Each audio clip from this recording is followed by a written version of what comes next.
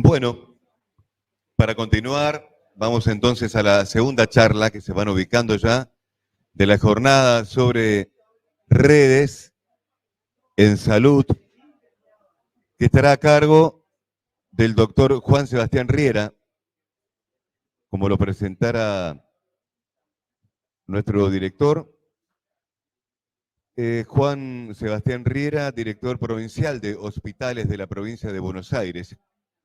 Y su mesa de debate estará integrada por los doctores Juan de Ledone, director ejecutivo del Hospital Petrona B de Cordero de San Fernando, el doctor Alejandro Sayet, director ejecutivo del Hospital Eva Perón de San Martín, adelante por favor, y el doctor Diego Morera, director ejecutivo del Hospital Magdalena B de Martínez, el Partido de Tigre. Doctores, bienvenidos.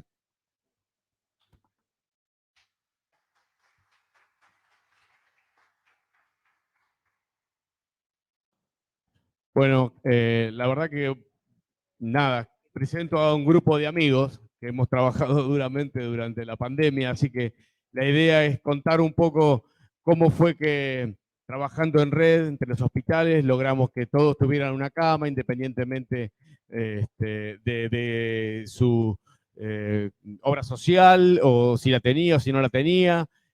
Todas las cosas que se han hecho durante esta pandemia y qué cosas y cómo podemos hacer para sostenerla, porque evidentemente es lo que dio respuesta a un sistema de salud que creemos que tiene que ser definitivamente de calidad, equitativo, igualitario, diverso. Así que nada, bienvenido Juan, gracias.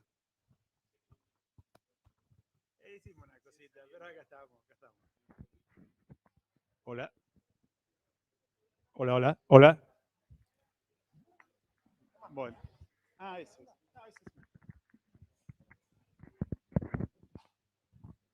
Hola. Bueno, buenos días a todos y todas. La verdad que es un placer compartir panel y lugar con 4 de mis mejores directores. Nada, son todos, la verdad que es un equipo extraordinario de dirección. Y yo pensaba que yo no soy el mismo que vine acá hace ya 1 año y medio atrás con un calor parecido a la puesta en funciones. Creo que ninguno de nosotros somos los mismos.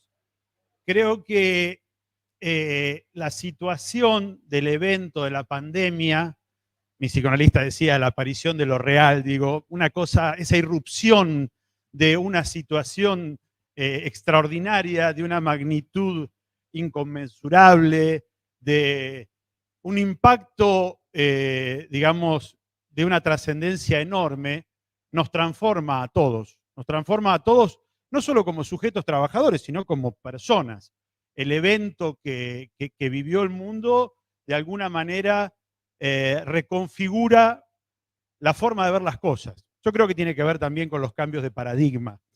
Tiene que ver un poco con eso. Y la verdad es que este grupo de compañeros de hospitales nos tocó de alguna manera debutar en la conducción del sistema hospitalario de la provincia de Buenos Aires en ese contexto. Y yo creo que es un muy buen momento para poder encontrarnos, pensar, reflexionar, repensar a partir de lo aprendido, a partir de la experiencia. Y bueno, un poco la idea de hoy era compartir con ustedes lo vivido y cómo podemos pensar juntos cómo vamos a seguir adelante en el enorme desafío que se propone, que es el abordaje de los problemas de salud de las personas, que en realidad es un gran desafío porque atento lo que sucedió con la pandemia y también las nuevas expectativas, las nuevas formas, las nuevas demandas que tiene la comunidad, impone que el sistema de salud, los equipos de salud, puedan tener una mirada y una, digamos, una apertura lo suficientemente amplia para poder dar cuenta de esas situaciones que se presentan. Entonces, bueno, un poco a invitación de Nicolás y pensando un poco qué es una jornada hospitalaria, yo quería poner algunos puntos. No traje PowerPoint, pero le saqué una foto a mi blog de notas, que donde apunté las cosas que me parecían relevantes y las pongo como ayuda a memoria mía, ni lo tengan en cuenta. Y me parecía que una... A ver.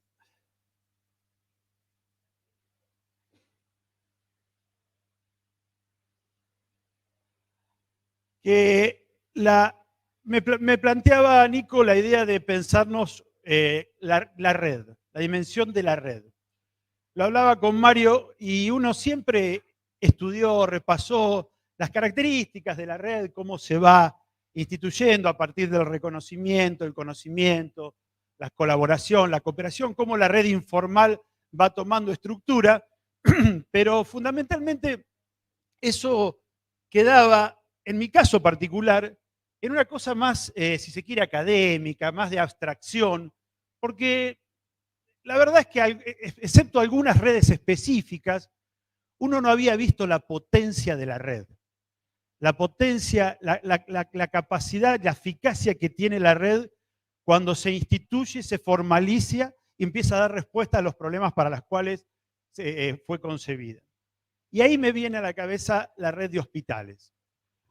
Nosotros, cuando se inicia la pandemia, nuestros hospitales estaban instituidos como, digamos, instituciones que tenían una fuerte representación interna, una fuerte representación territorial, pero cuya vinculación con los otros organismos o con los otros hospitales era más informal, menos visibilizada, y los hospitales habitualmente resolvían por sí mismos. De hecho, ustedes verán que muchos empezaron a desarrollar algunas competencias porque no tenían forma de subsanarlo de otra manera. O porque en su entorno geográfico no se conseguían los recursos, los tenían que proveer o desarrollar o crear residencias para poder adquirir ciertas especialidades que no tenían. Y esa fragmentación que tenía el sistema hospitalario de la provincia de Buenos Aires, que no constituía formalmente una red, la amenaza de la pandemia impuso la necesidad de empezar a vincular los 80 hospitales. Y ahí necesariamente se tuvieron que cumplir todos los pasos de la red. Obviamente cada director conocía que existía en su región un hospital, que otro hospital reconocía un otro que desarrollaba tareas. El advenimiento de la pandemia tuvo que llevar fuertemente a un conocimiento de ese otro. O sea, ese otro, cuántas camas de terapia tenía, qué capacidad instalada tenía, qué posibilidad diagnóstica tenía, en qué territorio estaba inserto ese hospital, qué demanda podía llegar a absorber de acuerdo a la capacidad instalada que tenía. O sea que pasó de la idea del reconocimiento de un otro a un conocimiento profundamente de un otro. Y eso se vio prácticamente antes de tener el primer paciente COVID. En la etapa donde nosotros estábamos reconfigurando el modelo de atención, porque teníamos que, a partir del recorte de pacientes críticos que iban a llegar a nuestros hospitales, pacientes que requerían soporte de terapia intensiva, respiratoria, nos obligó a reconfigurar nuestra estructura interna como hospital, pero empezar a ver qué tenía el otro. Y qué tenía el otro y de qué manera nosotros íbamos a articular necesariamente con ese otro. Y ahí empieza necesariamente la colaboración. Obviamente desde un nivel central, donde había que hacer muchas cosas del nivel central. Primero había que poner evidencia donde no la había. O sea, la pandemia, a punto de partida de una enfermedad que se describe en diciembre de 2019, no teníamos demasiada evidencia de las características de cómo se podía desarrollar ese evento sanitario en nuestra provincia. Entonces, el nivel central tuvo que desarrollar herramientas que tenían que ver con lo epidemiológico, que tenían que ver con el diagnóstico, que tenían que ver incluso con los servicios de salud, como tenían que constituirse, para que esa red de hospitales pudiera ir reconvirtiéndose sus servicios y poder dar cuenta de las posibles demandas que iban a llegar a nuestros hospitales. Y ahí empieza la colaboración entre esos hospitales. Nosotros, a punto de partida del ministerio, de alguna manera fomentamos el encuentro de cada uno de esos actores, tal es así que Mario en ese momento estaba haciendo el curso de directores de hospitales y hubo que reconvertir el curso a un curso de gestión en crisis, y eso tuvo que ver muy fuertemente también en la colaboración, en que en la medida que íbamos capacitándonos a punto de partida de la gestión en crisis frente a un evento de grandes magnitudes, con un fuerte impacto sanitario, instituyó una red de relaciones entre esas estructuras hospitalarias, entre esas conducciones hospitalarias. Y así surgen las salas de situación, los comités de crisis, que se desarrollaron en todos nuestros hospitales. Y después se formaliza la asociación entre esos hospitales. Por ejemplo, el ejemplo más claro y que más me viene a la cabeza es la red de laboratorios. Cuando algunos laboratorios empezaron a desarrollar cierta capacidad de poder hacer biología molecular, poder hacer PCR, versus a otros que todavía no lo podían hacer, y cuando a partir de la investigación, porque no nos olvidemos que el NeoKit fue una propuesta tecnológica argentina, digamos, para poder hacer determinaciones de PCR en COVID, esas tecnologías que de alguna manera resumían algunos pasos de laboratorio se podían implementar en laboratorios con menos complejidad, y ahí la cooperación y la asociación entre los hospitales hizo que la red ya se empezara a formalizar como tal. ¿Y por qué hablo de la potencia de la red? ¿Y por qué a mí, que soy fuertemente pragmático y digo, y cuando no veo las cosas es ver para creer? Cuando en circunstancias extremas la provincia de Buenos Aires empezó a estar en riesgo en el stock de camas, yo siempre la provincia tenía la reserva de todas las camas de la provincia.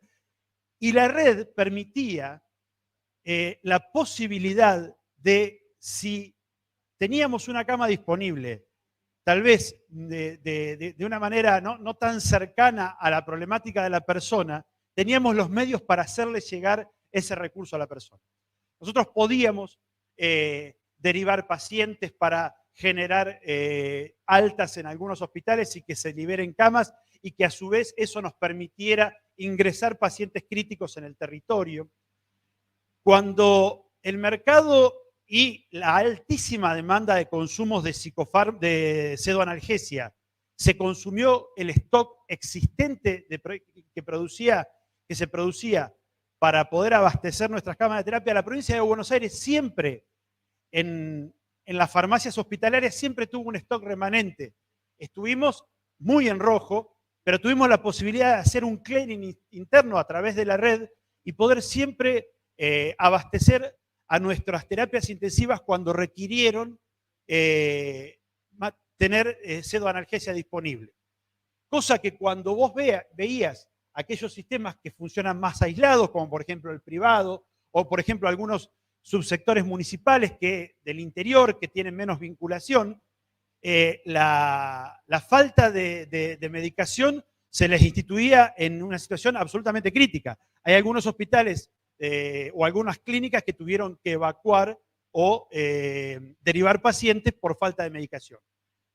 Ahí yo pude ver claramente que la red en funcionamiento, poniendo, digamos, todas sus potencialidades, o sea, la potencialidad de cada uno de sus nodos a disposición del conjunto, pudo dar cuenta de un evento cuya magnitud y características desconocíamos y seguimos desconociendo. O sea, asumimos que la tercera ola seguramente tenga menor impacto si es que se produce en nuestras terapias intensivas, pero la verdad es que no sabemos.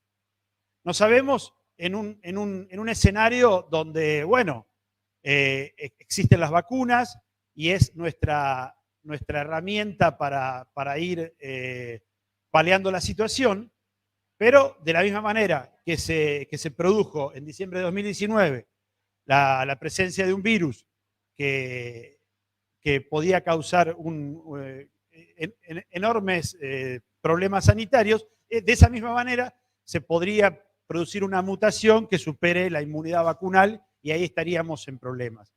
Entonces, la idea de red de hospitales me parece que es central a los efectos de pensar cómo un sistema de salud debe garantizar el cuidado de salud de las personas. Porque todos sabíamos que uno por COVID se puede morir, digo, murieron muchas personas, murieron compañeros incluso de nuestros hospitales. Lo que no puede suceder es que las personas mueran sin cuidado, que las personas se mueran sin tener todas las herramientas necesarias para cuidar sus condiciones de salud en el contexto que nos toca, con la evidencia que tenemos, con las tecnologías que tenemos. Y eso se ve muy claramente en la provincia de Buenos Aires. Nosotros, ustedes, no nosotros, lograron algo que no es tan fácil en salud pública, que es garantizar el acceso a la atención en salud sin que haya niveles de inequidad. ¿Qué quiere decir eso? Que la única condición que se requería para acceder a una cama de terapia intensiva era tu condición clínica. Y eso es muy importante, porque no se da en todos los lugares. Porque incluso la cama de terapia intensiva no era la cama de terapia intensiva, era la cama de terapia intensiva con un equipo de trabajadores de terapia intensiva, con tecnologías, con medicación, porque si no llegamos al absurdo del pensamiento neoliberal, donde aquel que acumula puede comprar, y tenemos las anécdotas de los americanos que se compraron el respirador, ¿no? ¿Quién te va a poner un respirador si no haces nada con un respirador? Entonces, el sistema de salud de la provincia de Buenos Aires lo que logró es garantizarle el acceso de manera equitativa, con criterio médico, sanitario, para atender la salud de las personas. Y eso no sucedió en todos lados. Eso no sucedió en todos lados. Sucedió en la provincia de Buenos Aires. ¿Por qué? Porque, por muchas razones. La red de hospitales de la provincia de Buenos Aires no se da de manera, digamos, espontánea. Esto es un acumulado de una historia, de políticas de la provincia, de muchos gobiernos que apostaron fuertemente a la salud pública, fundamentalmente gobiernos inclusivos, progresistas, peronistas, que nos dieron una estructura sanitaria enorme, enorme, que cuando nosotros tomamos la gestión estaba realmente muy devastada en términos de recursos humanos, de estructura edilicia, de capacidad instalada, pero que por suerte y gracias al esfuerzo de todos ustedes fuimos recuperando en tiempo récord, en tiempo récord. Yo entro a un año de diferencia en los hospitales y son otros hospitales, por lo que se vive en la diaria hospitalaria, el compromiso. Lo que, bueno, hoy Mario hablaba de la comunicación, lo que se habla dentro de los hospitales. Hoy adentro de los hospitales se está hablando de procesos de atención, procesos de cuidado, cómo hacemos, de qué manera. Y eso habla de la calidad. O sea, la calidad de un sistema tiene que ver con la calidad de las conversaciones. Si acá estamos hablando todo el tiempo de que está todo mal, de que es un desastre, y lo que se discute es otra cosa, y se recuperó la discusión de los procesos de atención, de los procesos de cuidado en nuestros hospitales. Eso es fundamental, eso es clave para que el sistema de salud ofrezca calidad. precisamente calidad de atención. La red. La participación. Bueno, fue clave la participación. En el contexto de cómo abordamos un evento de esas características como la pandemia, poder definir dispositivos, comités de crisis, que nos permitiera tener un espacio donde discutir las formas con las cuales íbamos a enfrentar las diferentes situaciones que nos presentara la contingencia sanitaria, fue clave en todos los momentos de la pandemia. Y se fueron dando y después se fueron estructurando. Los hospitales tienen su comité de crisis, las localidades constituyeron sus comités de crisis, estaba garantizada la participación de los actores, de todos aquellos que tuvieran intervención, que tuvieran algún tipo de nivel de competencia sobre lo que se iba a discutir.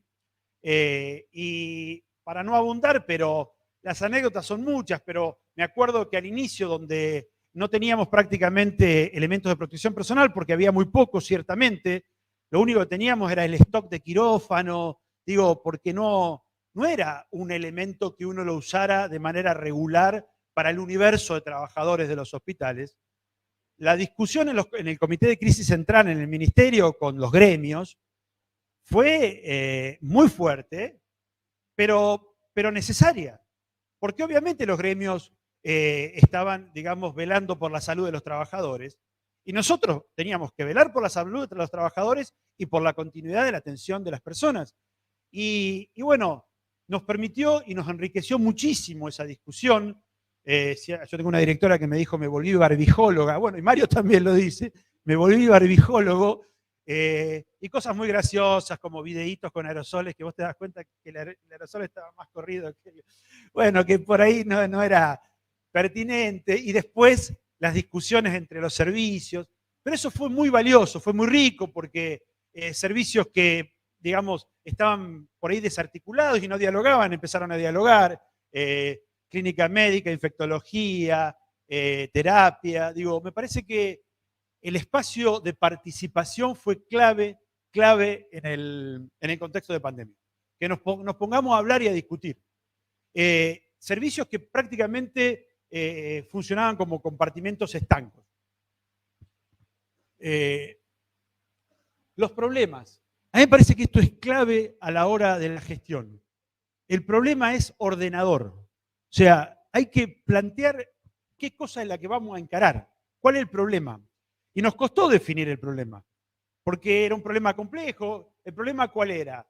¿Era la saturación y el colapso o la complejidad clínica del caso per se?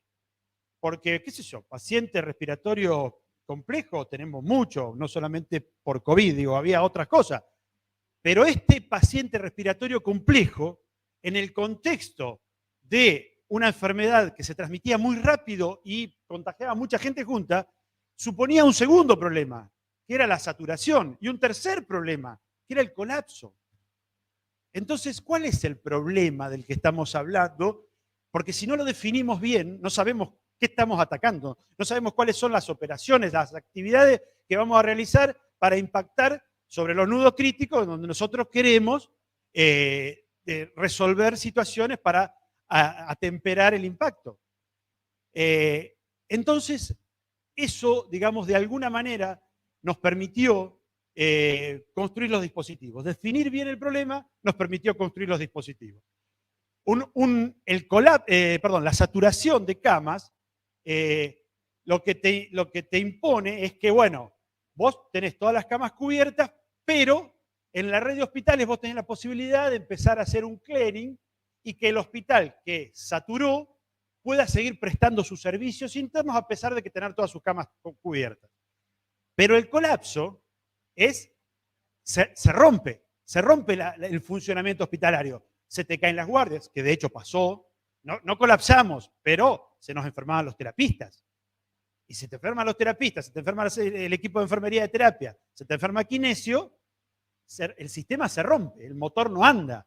Pero no es lo mismo que satures las camas y todo funcione, que satures las camas y a su vez se te caen 3 guardias seguidas de terapia intensiva. ¿Quién ve a esos pacientes? Eso es el colapso. Y ojo, porque nosotros nos olvidamos, pero cuando fue la primera ola europea y uno escuchaba los audios, eso era el colapso. Argentina nunca colapsó. La provincia de Buenos Aires nunca colapsó. Sí saturamos hospitales. Se saturaron, los chicos pueden contar, y ustedes también. Pero el mayor riesgo era el colapso del sistema de salud. Y por suerte no se produjo. Pero bueno, no se produjo porque, digamos, la posibilidad de esa articulación de todos los recursos puestos a disposición y todos los que se pusieron, a disposición.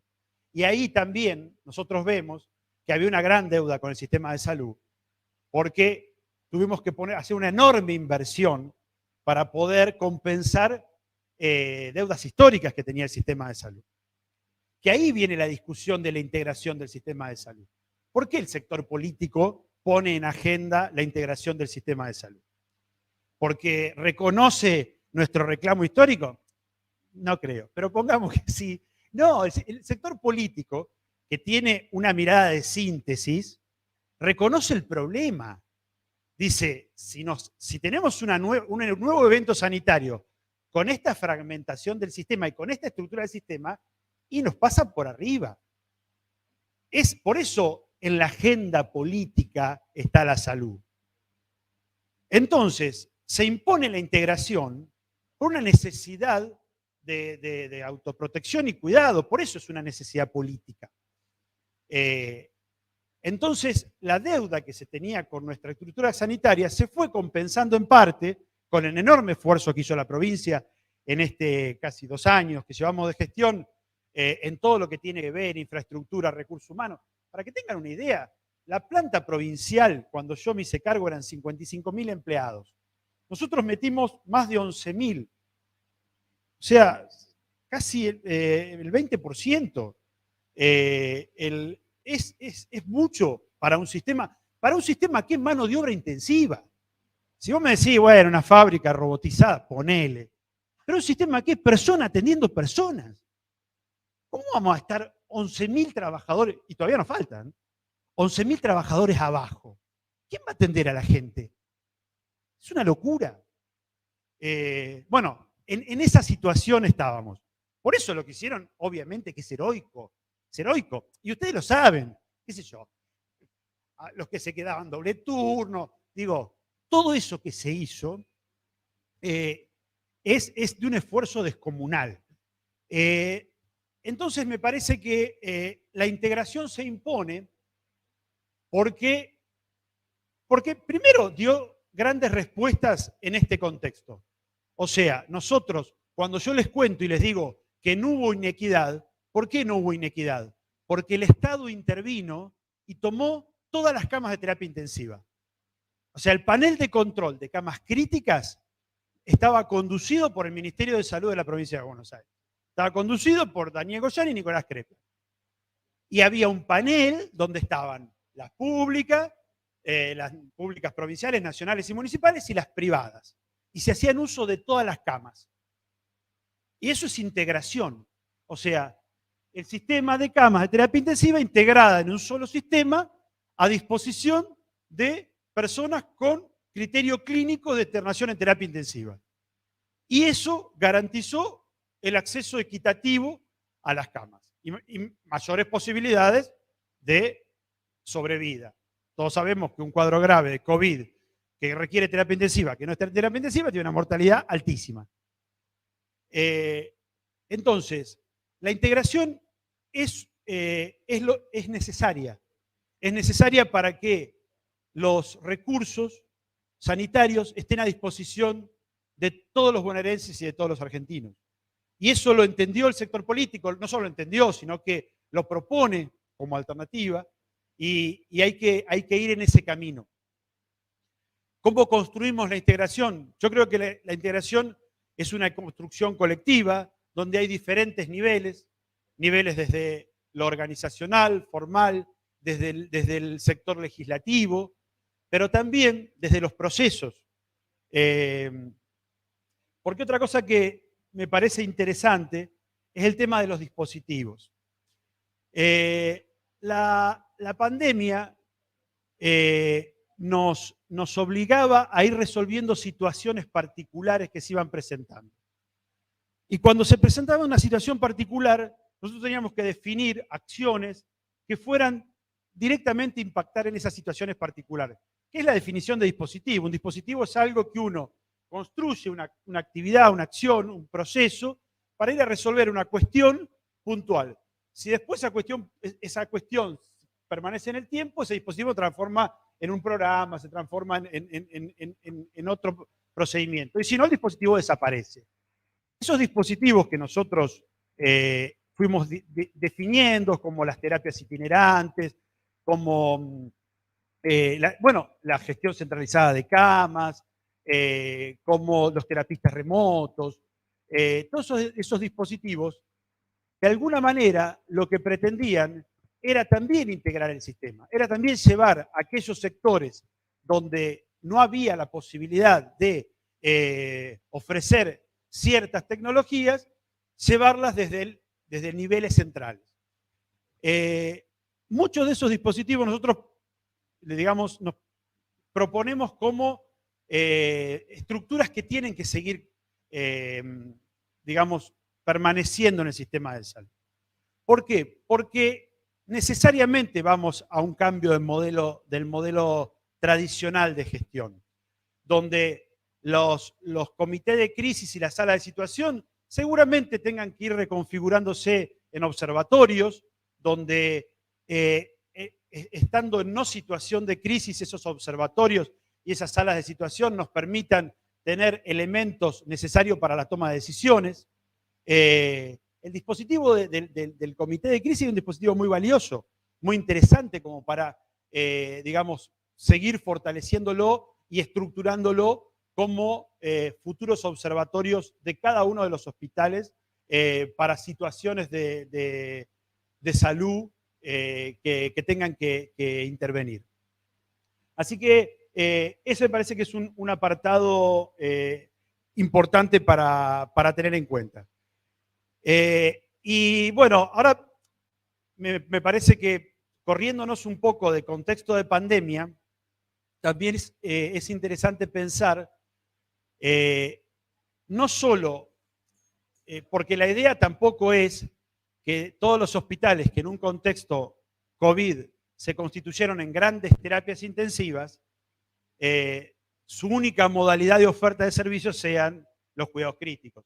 Entonces, tenemos que ver cómo, digamos, hospitales que se fortalecieron mucho en los cuidados críticos no pierdan todo lo que tiene que ver con las prácticas más programáticas.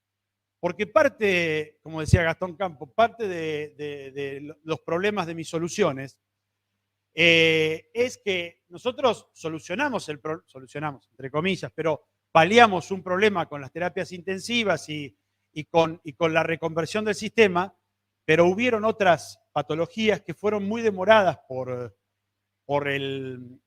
la imposibilidad de hacer uso de los consultorios, del seguimiento, de los controles y demás.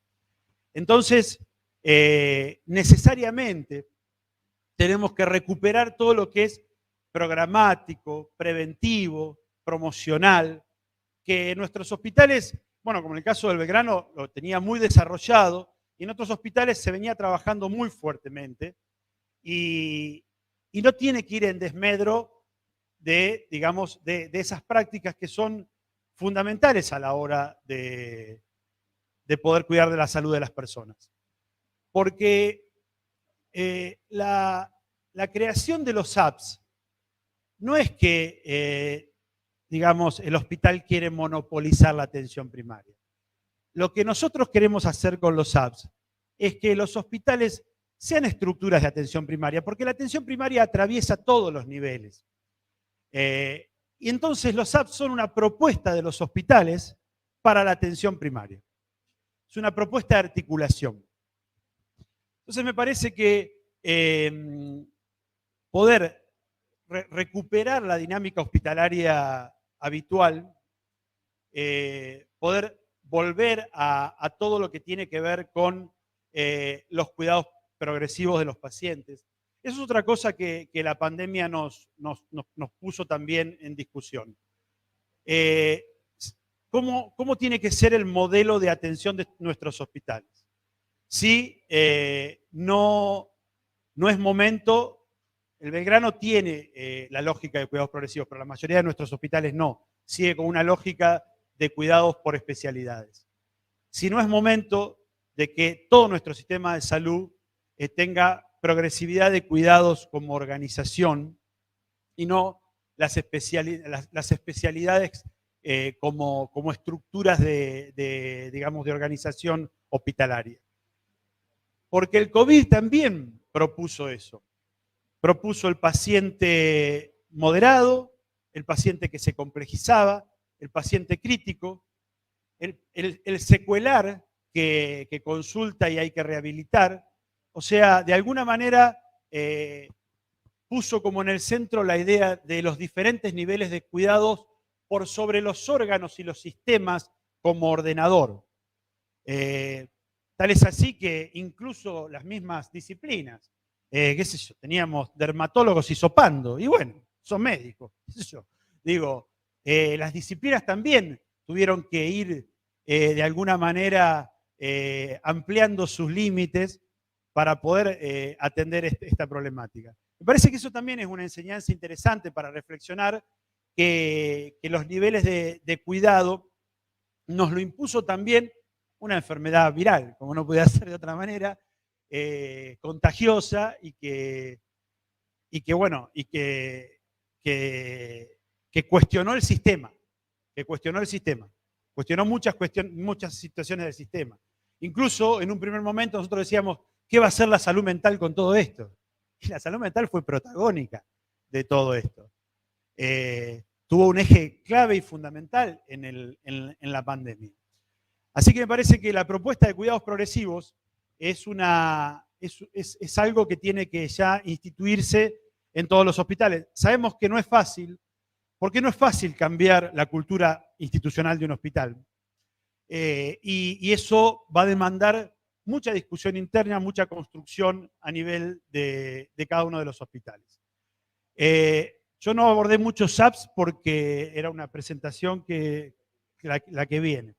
Pero bueno, un poco Mariano Salerno, que tendría que estar, que pobre se fracturó la rodilla y no va a estar presencialmente, me pidió que lo represente en ese sentido, así que después hablamos un poquito de SAPS.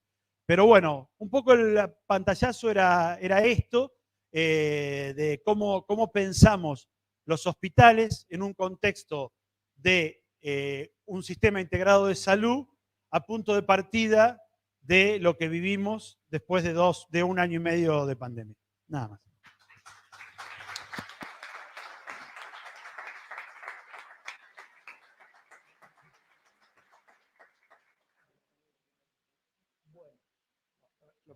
Vamos, ahí estamos. Bueno, ¿qué tal? Gracias a todos, gracias a todas por esta concurrencia y gracias por la invitación para estar acá. Yo soy Juan de Ledone, soy el director ejecutivo del Hospital Petrona Villa de Corderos de San Fernando. ¿Sí? Me voy a parar porque aparte me favorece un poco, porque acá estoy muy abajo.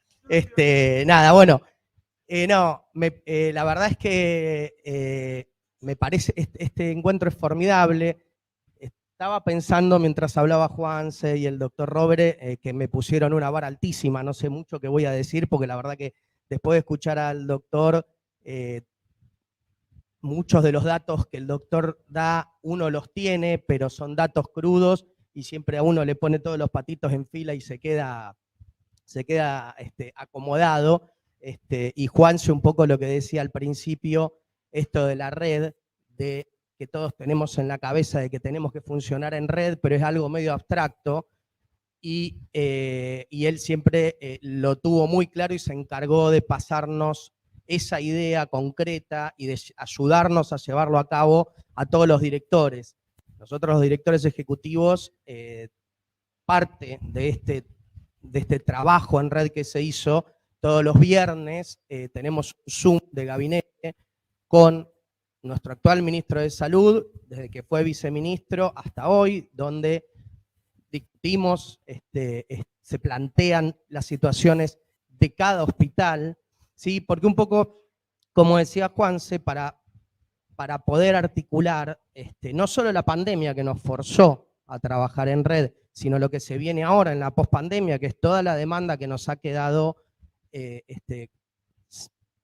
medio de lado durante un año y medio, todas las patologías que no fueron COVID, ahora es un gran desafío.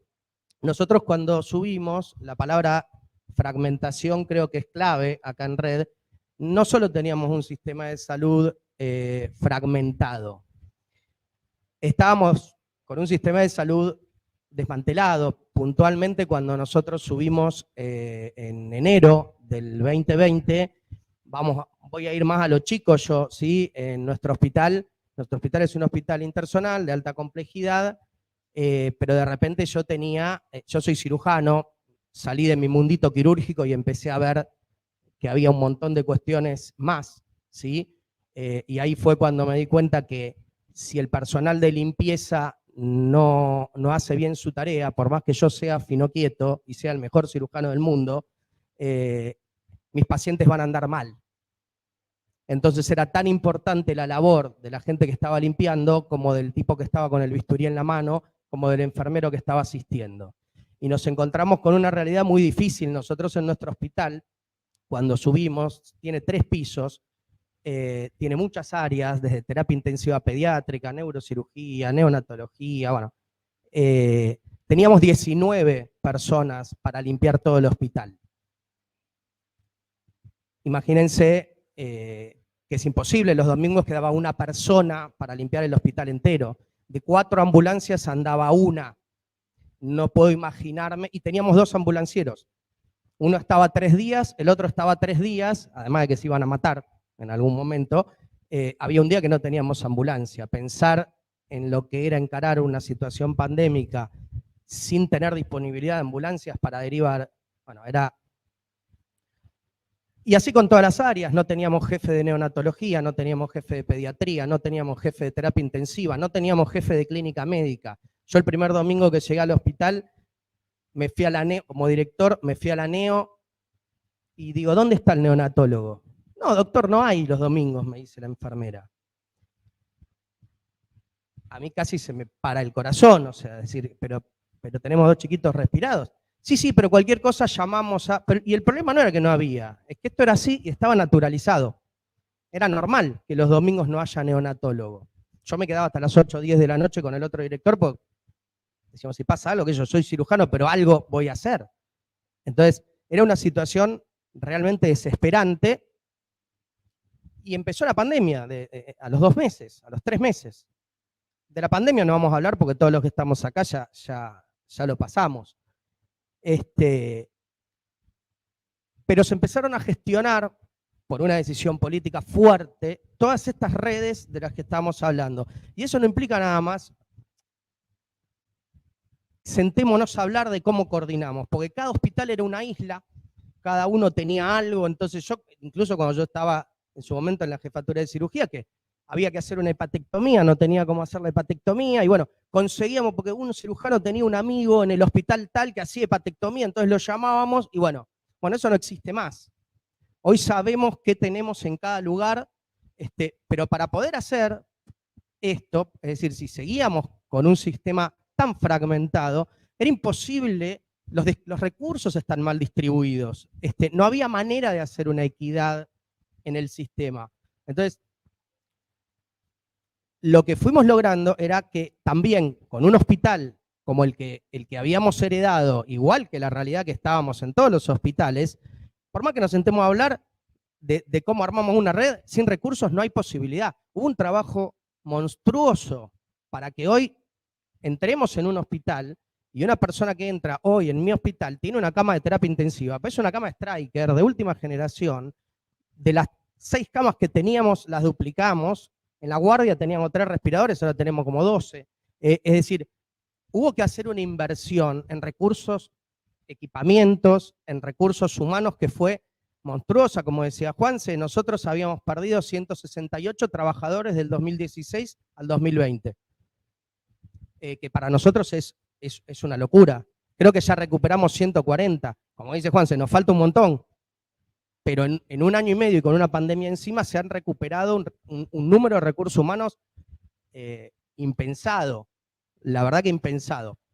Así que nada, un poco la importancia, lo poco que puedo agregar a lo que decía Juanse, es que atrás de esto, de la funcionalidad en red, que hoy creo que el tema de integrar el sistema de salud no hay mucho que discutir, o por lo menos para el que lo vive o el que lo vivió, no hay mucho que discutir, es cómo hacemos para llevarlo adelante, que es lo que estamos haciendo.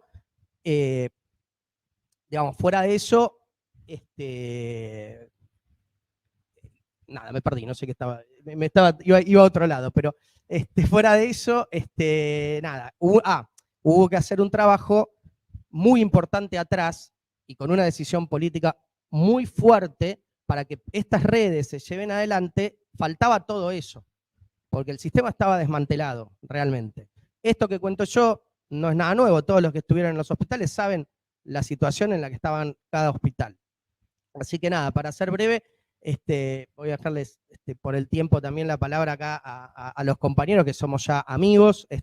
La verdad que la red que logramos acá entre los hospitales vecinos, yo tengo un cariño muy, muy particular, tanto con el Eva Perón, donde hice mi unidad hospitalaria, con el Hospital de Pacheco, que somos hospitales vecinos, así ustedes son con el Eva Perón, y con este hospital, donde yo desde el 2000 hasta el 2004 estuve 4 años como practicante de guardia antes de recibirme, y la verdad que me llevo muchísimo de esa época, y la verdad es felicitarlos porque el Belgrano siempre fue pionero en un montón de cuestiones, en cuidados progresivos, no sé si no fueron los primeros, en la formación de médicos generalistas, es una escuela histórica de todo lo que fue, bueno, APS, lo que van a seguir hablando, y puntualmente esto de que en una jornada intrahospitalaria estemos sentados los directores y el director provincial de hospitales de los hospitales vecinos, bueno, eso es una red. Y creo que es la primera vez en una jornada intrahospitalaria que estamos hablando de redes y sentados en redes, los que estamos armando las redes, que somos todos nosotros. Así que realmente los felicito, gracias por la invitación, y es formidable, me parece, estas ideas que están trayendo.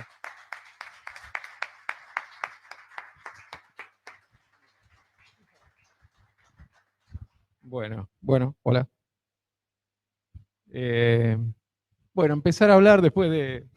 No, en serio, de Mario, que lo escuché un rato largo. No quiero repetirme porque la verdad que coincido con todas las apreciaciones. Cuando Nico me convocó un poco a moderar o a estar acá en la mesa, bueno, me puse a pensar un poco cómo venía la mano y qué nos había pasado en relación a esta temática. Y cuando éramos famosos, el año pasado, que nos hacían reportajes, que estábamos ahí en los prime time, se dicen, los horarios centrales de los noticieros, nos tocaba dar algunas explicaciones que podíamos, y había una pregunta reiterativa, que por lo menos a mí me hacían siempre, era sobre la saturación y el colapso. ¿Por qué? Porque era la pregunta amarillista que venía a relación de los medios opositores, decir, estos tipos la chocan toda. No hay sistema de salud, está colapsado todo, nos morimos todos, cambiemos de gobierno, vámonos, cerremos acá. Y bueno, venía así. Y la verdad que la respuesta siempre fue la misma, siempre la escuché igual y yo daba la misma. O sea, por más que nosotros tengamos el 100% de camas ocupadas, no importa porque acá hay una red de salud. Y siempre decíamos lo mismo. Y era la salida, pero además estamos reconvencidos de eso, porque la verdad que funcionamos así. En el Eva Perón teníamos el 100, el 110, el 120, porque hasta más allá de que triplicamos las camas, teníamos 40 camas ventiladas, teníamos 5 camas más en el shock room, es decir, que teníamos más del 100% de la capacidad de ventilados en el hospital, incluso con adultos en terapia pediátrica. Y así, seguíamos adelante porque sabíamos que atrás teníamos al ministerio, pero teníamos una red de hospitales. Yo lo tenía a Juan, a Diego, lo tenía a Nico, y ellos a mí, y así fuimos respaldándonos con Juanse, con Nico, que ayer estuvo acá, y eso nos permitió seguir trabajando con tranquilidad, les diría, en tensión, pero administrando la crisis. Y administramos la crisis porque fue una red, no hubo otra manera. Y también recordando algunas cuestiones que hoy un poco salieron, cuando nosotros asumimos en los hospitales no había COVID, sin embargo, yo me acuerdo en el hospital que hubo 3 ejes de charla en esa inauguración. Uno, se habló acá que fue calidad, pero calidad de acceso a la salud y de fuerza laboral en salud. Lo habló Mario, y la verdad que, bueno, ahora no está, pero escuchemos a Mario todo el tiempo que podamos. O sea, Mario, por lo que no lo conocen, Mario Rovere, es un maestro, pero realmente es un maestro que tenemos que escuchar y estar atentos a lo que dice, porque además no para de generar nuevas cosas. Pero calidad, fuerza laboral, todo eso se habló en la primera charla inaugural de mi hospital. Y también se habló de redes. Y no estaba la pandemia, ¿eh? Hablamos de que el hospital no se autoabastecía, que los hospitales no podían ser islas, que no podíamos trabajar en archipiélago, que necesitábamos los puentes. Todo eso fue antes de la pandemia. Es decir, que este ministerio ya tenía claro lo que tenía que hacer. Lo que pasó fue una contingencia y una crisis, y aprovechamos esa crisis para reforzar todos esos mecanismos que ya se venían pensando. El otro tema que se habló fue violencia, hospitales libres de violencia. Y la conformación de comité, ya se había hablado en ese momento, que después tuvimos que conformar rápidamente en comité de crisis para no agarrarnos todos a piñas. Porque entre la frustración, la desesperación, la falta, en principio, de insumos, hizo que nosotros conformáramos comité, primero de control de infecciones, que se juntó con el comité de crisis, con el comité de bioética asistencial, con el comité de farmacia, y así se fueron formando las redes o las micro redes hospitalarias que después tuvieron necesaria relación con las micro redes de los otros hospitales. Y yo me acuerdo algo que una vez dijo Juanse acá, que también hay que escucharlo a Juan, no es porque está acá, ni porque es mi jefe, pero es muy valioso, Juan. Juan Sebastián Riera, él. Juan se nos dijo una vez, cuando nos estábamos quedando sin insumos en farmacia, que el stock provincial de insumos farmacéuticos son todas las farmacias de los hospitales. ¿Lo dijo o no lo dijo? Lo dijo. Y eso, a nosotros, los directores de los hospitales, nos dio la certeza de que no nos íbamos a desabastecer, porque era un problema desabastecerse de psicofármacos, de relajantes musculares, de antibióticos, aunque estuvimos en aprietos, nunca nos desabastecimos. ¿Por qué? Porque sabíamos que las farmacias de los hospitales, y nosotros nos comunicábamos todos los días, por eso ahora cuando nos vemos nos abrazamos, porque nos tuvimos que comunicar tanto sin vernos que cuando ahora nos vemos, la verdad que es una alegría cada vez que nos encontramos.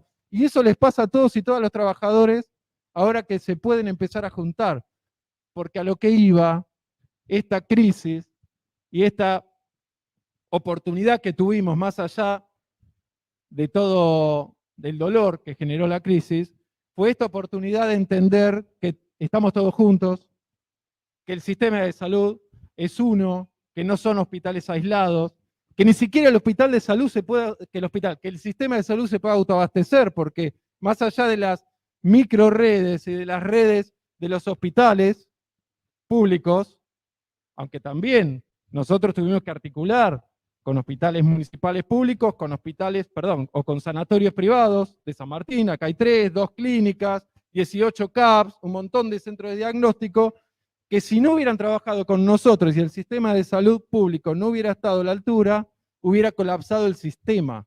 Y eso creo que ayer lo dijo también Nicolás, que en un momento en la terapia intensiva de los hospitales públicos había un 55% de pacientes que tenían obras sociales y sistemas de prepago. Y eso lo pudo soportar el sistema porque hubo una fuerte inversión. Nosotros casi cuadruplicamos las camas de terapia intensiva. Y eso se hizo por el fuerte aporte público y por la necesidad y la intencionalidad de la red. Pero no solo fue el sistema sanitario, sino que fue el sistema en general público que contuvo situaciones de emergencia. Por eso cuando nosotros hablamos de sistema sanitario, también no tenemos que olvidar que hubo un sistema de contención de desarrollo social, que a nosotros también nos vehiculizaba las derivaciones. Estuvo Tecnópolis acá cerca, estuvo el SEM, que a nosotros nos ayudaba para derivar pacientes a la Antártida, ¿se acuerdan? Para derivar pacientes de mayor complejidad al hospital y de menor complejidad a los centros de aislamiento en los clubes. Es decir que más allá de los hospitales y más allá del sistema sanitario, también hubo una red que excedió y trasciende a el sistema sanitario. Y esa red es también la que debemos o no tenemos que perder. Porque en definitiva es la red de contención social y de comunidad organizada que nosotros necesitamos para que la gente esté mejor. La verdad que nos deja un montón de enseñanzas esta crisis, esta pandemia. Lo que también nos deja es un montón de compañeros y compañeras de trabajo. Realmente es sincera la alegría y la felicidad que tenemos cada vez que nos encontramos. Esperemos seguir trabajando juntos y juntas. Por eso es que la relación que se tiene que generar entre hospitales, entre centros de salud, tiene que ser más que vínculos ocasionales y no formales o formales, pero ese vínculo necesario para entender, para no desconfiar más de nosotros mismos como nos pasaba al principio, que desconfiábamos del otro, que nos contábamos las costillas, que pensábamos que nosotros trabajábamos mejor que el otro. Eso se fue desintegrando a medida que nos fuimos dando cuenta, los servicios se fueron dando cuenta y todos los hospitales y centros, incluso municipales y privados, se fueron dando cuenta y nos fuimos dando cuenta que si nosotros no estábamos todos juntos en esta, realmente perdíamos. Fue un éxito de la gestión haber puesto en valor toda esa situación, las redes como un nuevo paradigma o una estrategia de la atención y no solamente como un discurso. Así que bueno, yo los invito a fortalecer esto, a trabajar, a hacer más encuentros como este. De hecho, ya los invito para el 25 de noviembre, que hacemos las jornadas en nuestro hospital y vamos a hablar de cosas parecidas. Claro, el chivo. Pero no, de verdad, para que podamos en todo caso hacer que los equipos de enfermería, de interdisciplinas, ir al hospital de cuidados progresivos como estamos yendo los que estamos convencidos, podamos seguir articulando estas redes de atención, simplemente para que haya un acceso definitivo a la salud, que nosotros la vemos todos como un derecho. Así que muchas gracias por invitarme, Nico, muchas gracias por escucharme y a disposición siempre.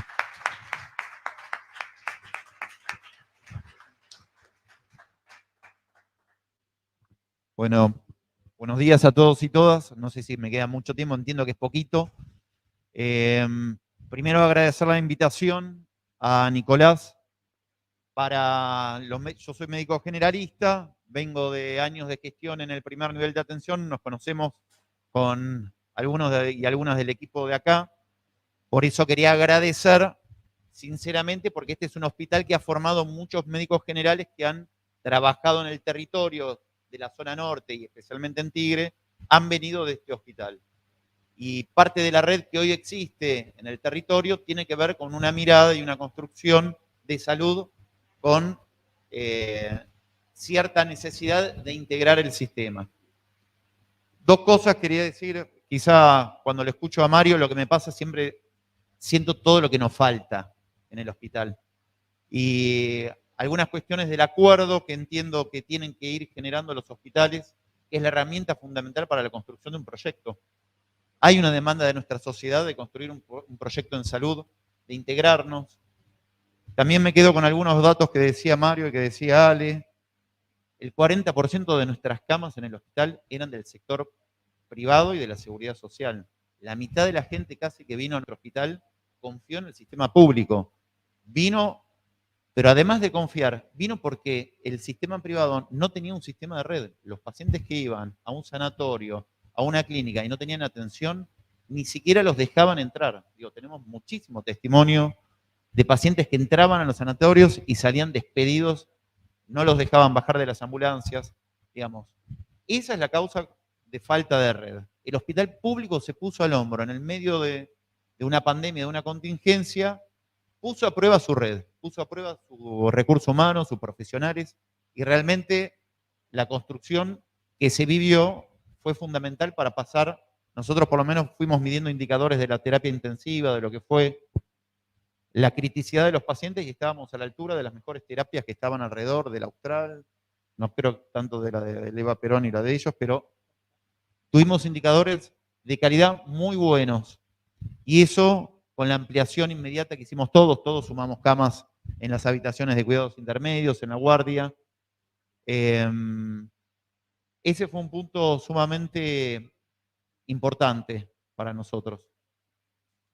Después, la crisis y la red que nos dejó nosotros, además, el 13 de julio de este año tuvimos un incendio que quemó nuestra maternidad, quirófanos, terapia intensiva, neo, y ese mismo día, a las 2 horas, nosotros teníamos derivados todos nuestros pacientes en la red de hospitales local. Acá en Belgrano creo que vinieron, sí, 3 o 4, en el Eva Perón, 2 que fueron a tu hospital, creo que quedaron ahí todavía.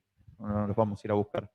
Digo, hubo un ejercicio inmediato de poder vincularnos entre los hospitales, y esta posibilidad de resolución que nos dio la pandemia se empezó a trasladar a todo acto crítico que teníamos en el hospital. Digo, hubo herramientas construidas, por lo cual, un poco siguiendo las palabras de Juan, que para mí es, digamos, un camino a seguir, porque viene quizá también del área de la atención primaria y de la integración del sistema de salud. Es el momento de la integración del sistema de salud. Esta pandemia demostró que el sistema público está a la altura de poder brindar atención y cobertura a toda nuestra comunidad.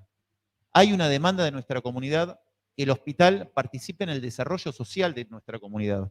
Nos está pidiendo, la gente está pidiendo, bueno, ustedes derívennos a donde nos tenemos que hacer un estudio, y la gente ya no del sistema público, la gente de las obras sociales viene al hospital a hacer reclamos. Digo, en eso creo que hoy estamos a la altura de poder encarar la integración del sistema.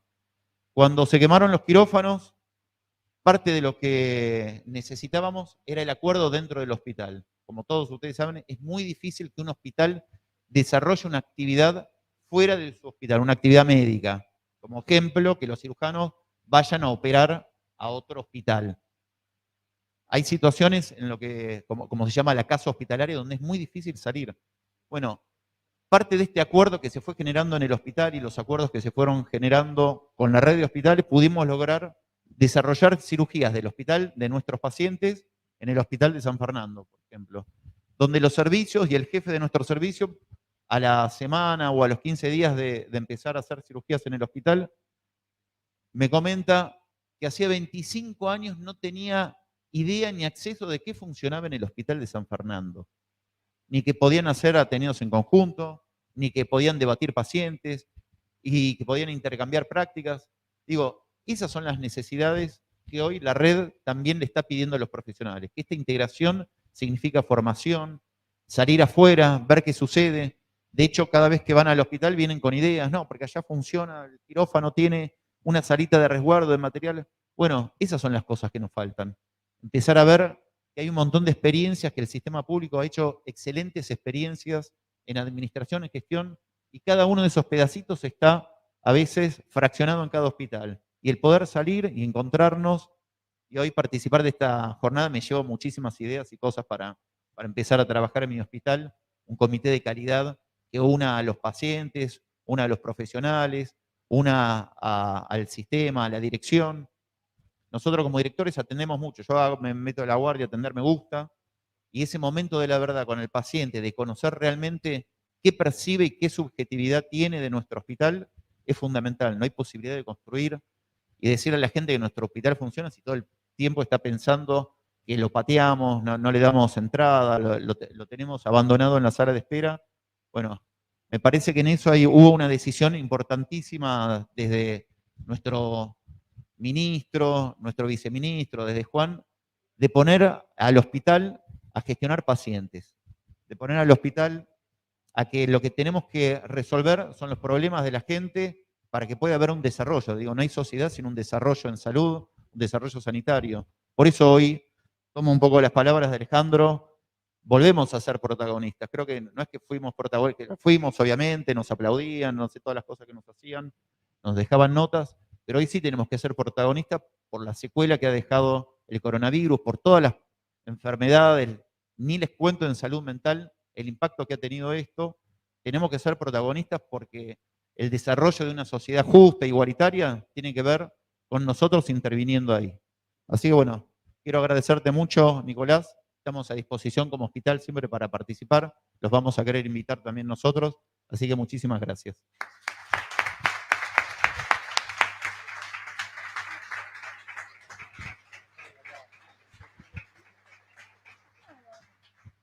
Bueno, nada, yo no voy a hablar mucho porque acá no expongo, soy anfitrión, así que 2 o 3 cositas nada más. La primera es que toda esta red funciona con el compromiso de todos los directores, de todos los trabajadores. Hola. Sí. Pero también funciona, y yo lo decía ayer, le decía a Nicolás que no me imaginaba gestionar la pandemia de otra manera que no hubiera sido la que tuvimos. Con la conducción primero de Daniel Goyán, de Nico y de Juan, que por supuesto es jugador de toda la cancha, donde 24 por 24 responde a la demanda, nos dice por dónde, a quién hay que llamar, por dónde hay que ir, etcétera. Así que nada, tengo todavía los audios y los mensajes de Daniel Goyán ocupándose de conseguir el suero, el plasma en ese momento para un trabajador que estaba enfermo internado en un lugar privado. Así que de ahí para adelante, el compromiso de Nicolás, el compromiso de Juan, todos los viernes discutiendo estas cosas con 80 hospitales. No hubo un viernes en el cual no pudimos reunirnos, siempre estuvimos ahí, siempre estuvo debatiendo, siempre tomamos decisiones participativas que en definitiva permitieron esto, una comunicación, una participación activa. Eso por un lado, la verdad que es maravilloso todo, que se pueda laburar de esta manera, en forma coordinada y gestionando así. Después una cosa respecto de cuidados progresivos de paciente, creo que la pandemia vino a poner un poco en el tapete la necesidad de los cuidados progresivos y de que todas las camas son para ser ocupadas con aquel paciente que lo necesite. De hecho, muchos hospitales que no funcionan con este tipo de estrategia han necesitado colocar camas de terapia intensiva en lugar de pediatría o en lugar de clínica. Y bueno, creo que eso es el puntapié inicial, como tantas otras cosas que nos brindó la pandemia, para empezar a hacerle ver a los jefes de servicio, los jefes de área, los jefes de unidades, de sala, la necesidad de seguir trabajando en esa manera y de intensificar esta forma de laburo, que me parece que es lo que necesitamos, que es una forma que cuida los recursos, que cuida los insumos. Así que nada, esto lo hablamos ayer, así que no lo voy a reiterar, pero bueno, así que ahora está abierto el micrófono para quien quiera hacer alguna pregunta. Adriano.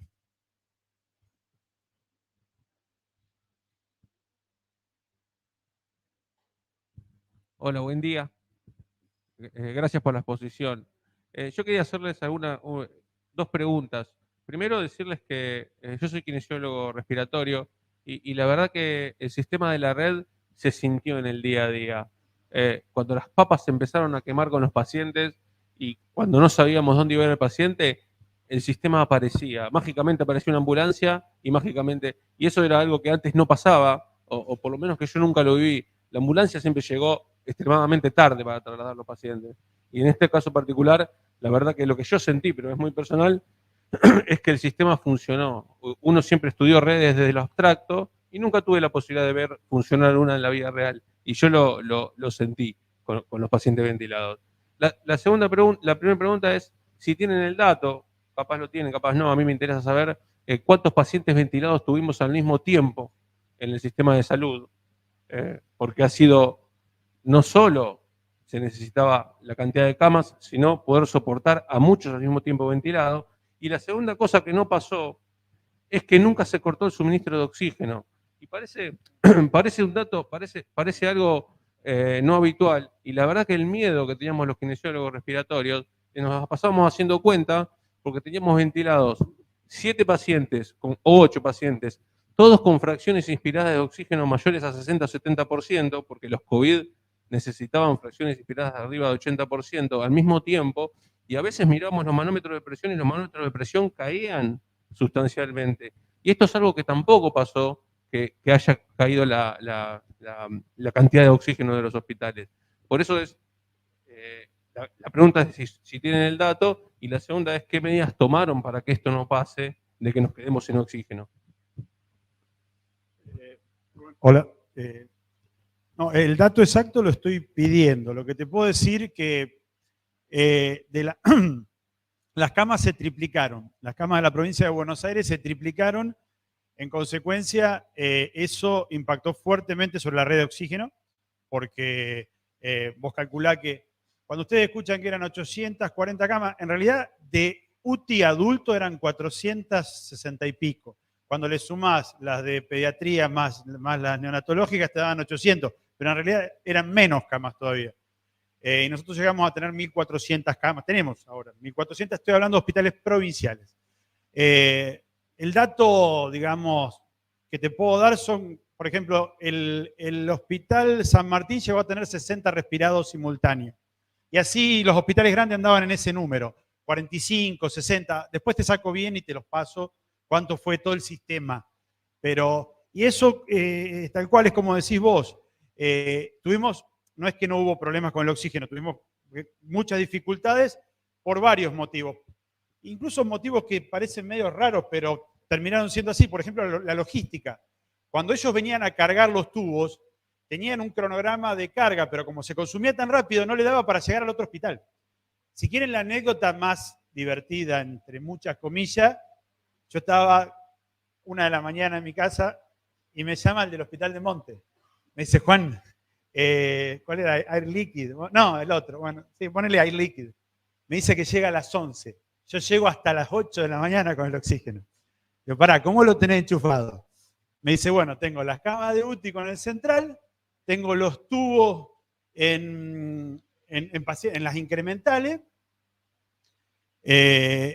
y bueno, y se me está consumiendo, bueno, y le tenía que cargar el central. Bueno, hagamos una cosa, le digo, pasale cuando te vayan cayendo, le pasas los tubos ¿cómo se llama? A la UTI, les saturás los que tenés moderado con el concentrador y lo vas mirando y a ver qué pasa. Y bueno, le faltaba 1 horita y cambiando los tubos de lugar, saturando y teniendo un tipo mirando el saturómetro con un concentrador de un paciente moderado, ¿no? Los graves que cuando se acababa el central los pasaba a tubo para ganar 2 horas que llegaba, no, así a las 9, a las 11, el otro. Eso, así estuvimos. No, ni hablar de las UPAs que se quedaban sin tubos y teníamos producción propia nosotros en Gonet y en Quilmes. Iban a buscar tubos y llevar tubos. El problema más crítico era el líquido, porque si se me quedaba un hospital sin líquido, yo tengo que evacuar el hospital, era una catástrofe. Lo que pasó de venir a reponer al 100, reponían al 70 y no les daba la logística, pasaban estas cosas. Y después hubo toda una discusión que pasaba, hubo una mesa de oxígeno, donde estuvo Nación, provincia, con el oxígeno industrial, el oxígeno sanitario, pero bueno, se presentaban muchos problemas y no sabíamos hasta dónde. Pero bueno, en La Plata una clínica tuvo que evacuar por falta de oxígeno. Nosotros no, nosotros transpiramos, pero no hubo que hacer eso. ¿Y qué es lo que está pensando? Ah, bueno, lo que está pensando para el oxígeno, nada, soberanía oxigenaria. Digo, nada, una locura. O sea, no podemos depender de un recurso muy crítico, muy crítico. Compramos 17 platas de oxígeno para producción propia de oxígeno, se distribuyeron en las UPAs, tienen 2 posibilidades, la unís a la red y mantenés la red de oxígeno o cargas tubos. Son 17 y vamos a ir reactivando y vamos a ir poniendo en la medida que se puedan en los hospitales. Y no, a ver, no hay, cuando el sistema, el servicio de oxígeno funciona bien, no tenemos mayores dificultades, vienen y cargan. Pero bueno, no podemos, porque pasan estas cosas, no podemos estar sujetos a un solo o a un grupo de proveedores cuando es un recurso tan crítico. Así que tenemos que tener cierto nivel de autonomía nosotros en ese sentido para mejorar y optimizar el servicio. No sé si había otra pregunta. No. Chicos, no sé si quieren aclarar.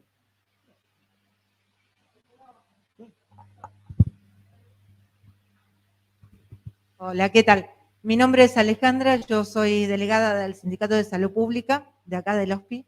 Y bueno, en realidad te quería agradecer la participación que tuvimos nosotros como gremio en el comité de crisis y obviamente esperamos que este comité de crisis continúe, no sé, con la modalidad, no sé, como vos hablaste recién, con un carácter de observatorio, porque me pareció que no solamente nos dio la oportunidad de poder brindar nosotros todo lo que necesitábamos, ¿no? O sea, decirle a la dirección qué era lo que necesitaban nuestros compañeros, sino también recibir una información precisa de las cosas que se iban haciendo y las decisiones que se iban tomando. Y en mi caso, nosotros trabajamos muy puntualmente con toda la comisión directiva y el secretario general, y todo lo que se iba transmitiendo de un lado se corroboraba a nivel gremial. Así que, bueno, nada, simplemente es para agradecer y saber que toda la información llegó en forma correcta. Agradecerles a ustedes porque la verdad que la participación de los gremios fue impecable.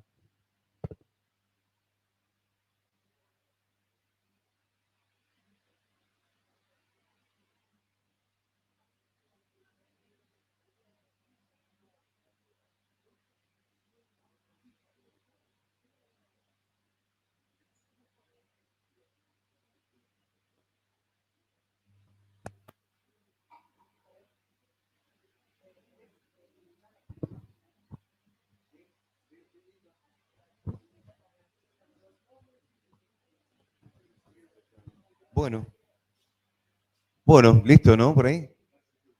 Bueno, aplausos para los doctores. Muchísimas gracias.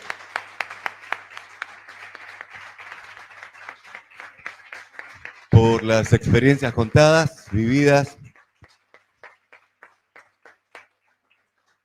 Gente de Pacheco, San Fernando, nuestro hospital Eva Perón y por supuesto, bueno, Juan se queda.